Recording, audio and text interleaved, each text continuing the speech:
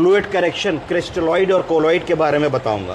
तो जैसे कि ये पेशेंट में हमने देखा कि इनके हाथों पैरों में सूजन आ रही है, ये बहुत दिनों से लॉन्ग टर्म पेशेंट है, अनकॉन्शियस हैं और ट्रैकियोस्टोमाइज्ड हैं। तो अब आप लोग ये बताइए, ये जो फ्लूइड है ये चमक रहा है और पानी की तरीके से, इसको कोलॉइड कहते हैं कि क्रिस्टलॉइड कहते हैं? इसको कहते हैं क्रिस्टलॉइड। कैसे समझेंगे? क्रिस्टल क्लियर है। तो नॉर्मल सलाइन की बोतल, डीएनएस की बोतल, रिंगर लैक्टेट की बोतल, एमिनो एसिड की बोतल, 25% डेक्सट्रोज की बोतल, तो ये सारी चीज़ें क्रिस्टलॉइड होती हैं। इसके विपरीत दूसरी चीज़ें जो थिक और मोटी होती हैं उनको क्या कहते हैं? कोलॉइड।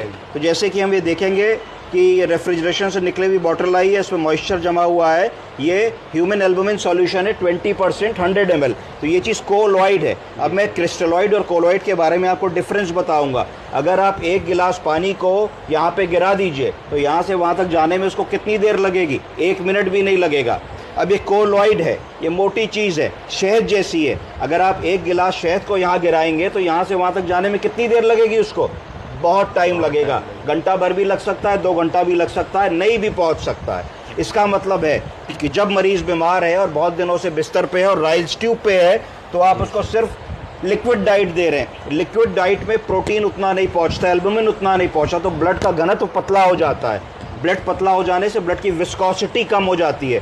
तो जब भी आप उसको कोई भी फ्लूइड अगर देंगे, डीएनएस या नॉर्मल सलाइन, तो ब्लड में रुकेगा ही नहीं, वेसल से वो सेल के अंदर चला जाएगा। यानी कि जो चीज़ इंट्रावेस्कुलर होनी चाहिए वो वेसल के बाहर एक्स्ट्रावेस्कुलर हो जाएगी और मरीज को सूजन आ जाएगी। यहीं पे रोल आता है क्रिस्टलॉइड और कोलॉइड बैलेंस का। तो अगर आप कोलॉइड और क्रिस्टलॉइड का बैलेंस मेंटेन करके चलेंगे तो जब आप कोलॉइड देंगे मरीज को, तो कोलॉइड ब्लड वेसल के अंदर 8 घंटे बैठेगा, 8 घंटे बाहर नहीं निकल पाएगा, धीरे धीरे शहद जैसा रुकेगा, और ये क्रिस्टलॉइड को अट्रैक्ट करेगा, तो ये पानी को अपनी तरफ खींचेगा, जिसको कहते हैं रिवर्स ऑस्मोसिस। क्या कहते हैं? Reverse osmosis. जब रिवर्स ऑस्मोसिस होगी तो सूजन मरीज की कम हो जाएगी। तो जो चीज़ एक्स्ट्रा वेसेट हो गई है, ब्लड वेसल के बाहर चली गई है, उसको कोलॉइड खींच के ब्लड वेसल के अंदर लाएगा।